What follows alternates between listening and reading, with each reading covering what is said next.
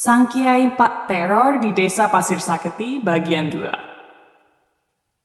Aku tak sempat lagi mengelak, atau lebih tepatnya tak tahu cara mengelak, karena memang tak tahu bagaimana bertarung.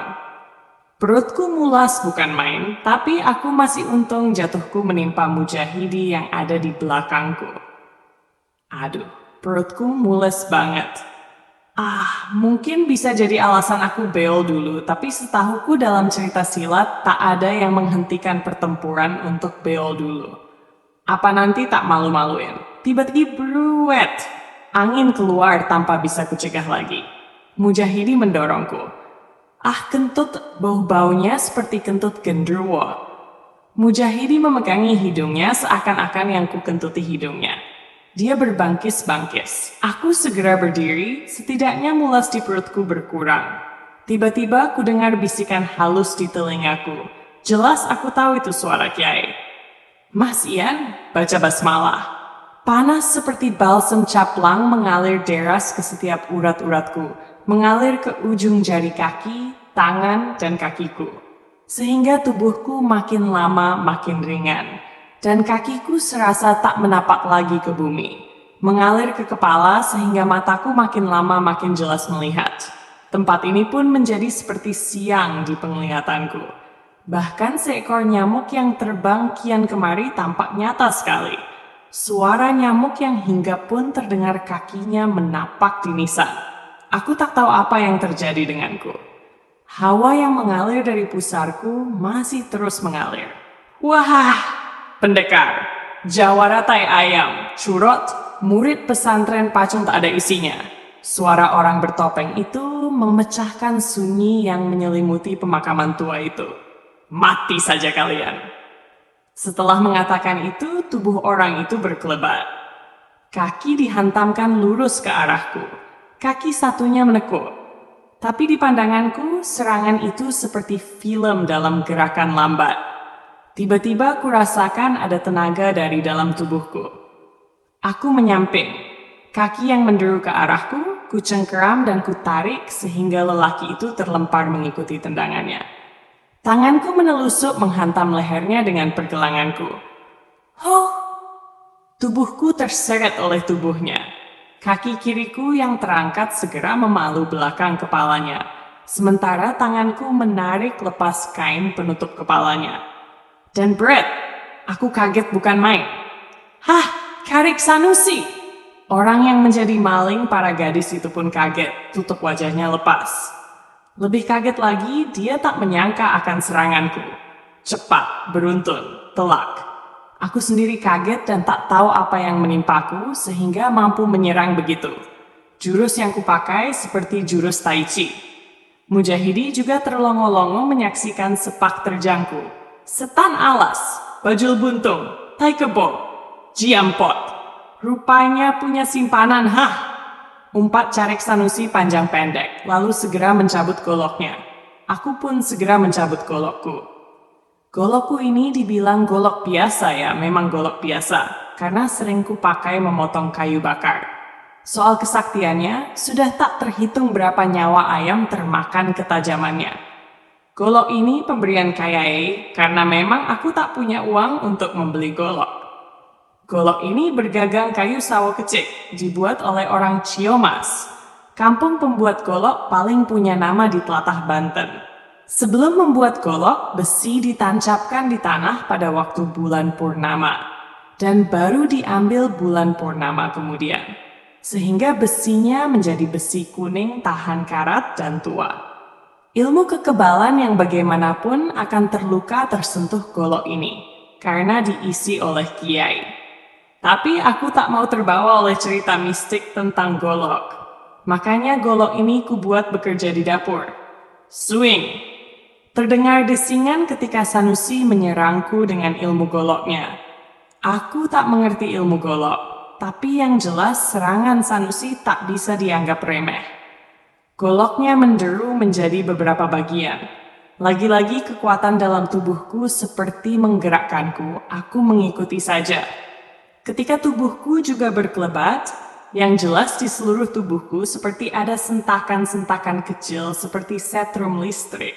Itu membuat golokku berkelebatan ke sana kemari. Sangat cepat dan tak terduga, mengurung Sanusi dari segala arah. Wut wut, pet pet pet, begitu suaranya. Terang, golokku berbenturan dengan golok Sanusi. Tak terasa apa-apa, tapi golok Sanusi terlepas dan dia memegangi tangannya. Ada kekuatan yang menarikku mundur. Badanku pun melayang seperti kapas, kemudian hinggap di tanah dengan perlahan melayang.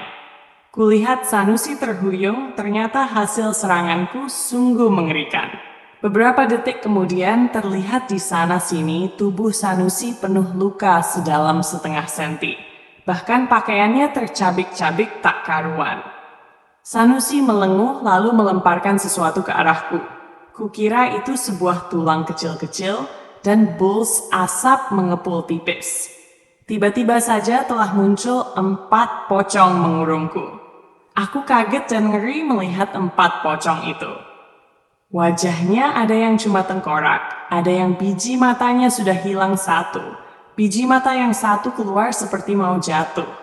Sementara tempat hidung telah gerowong, juga rahang dan giginya hilang. Aku pontang-panting karena pocong itu tak mempan dibacok. Golokku membal ketika mengenai kain pocong itu, sehingga aku panik dan hanya bisa mendangtuk menjauhkan pocong itu. Tapi ketika pocong itu terjengkang, maka tubuhnya seperti memantul, tegak lagi. Hai Mujahidi, bantu aku. Aku berteriak panik karena sudah lelah. Tapi Mujahidi rupanya pingsan, tubuhnya menyender ke pohon sambil berdiri.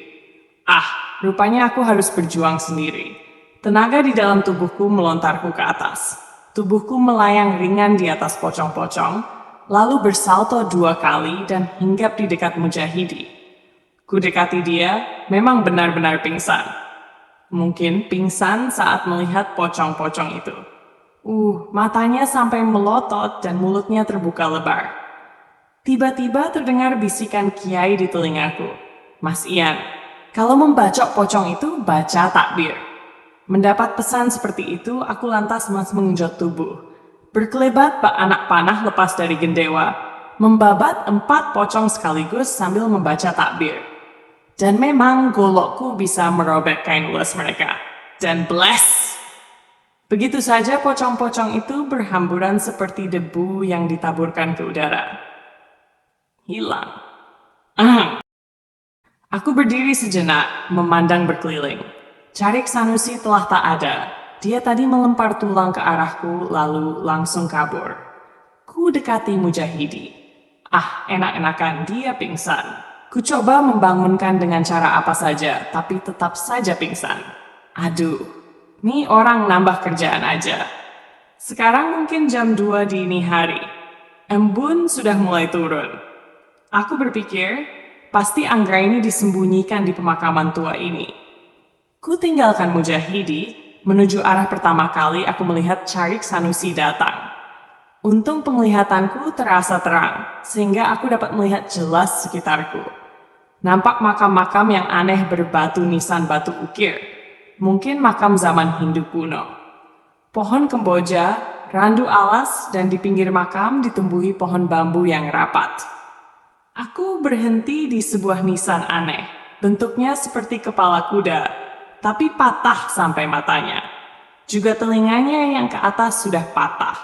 Aku bersandar, tapi ketika aku sandari, nisan kepala kuda itu bergeser. Aku terkejut.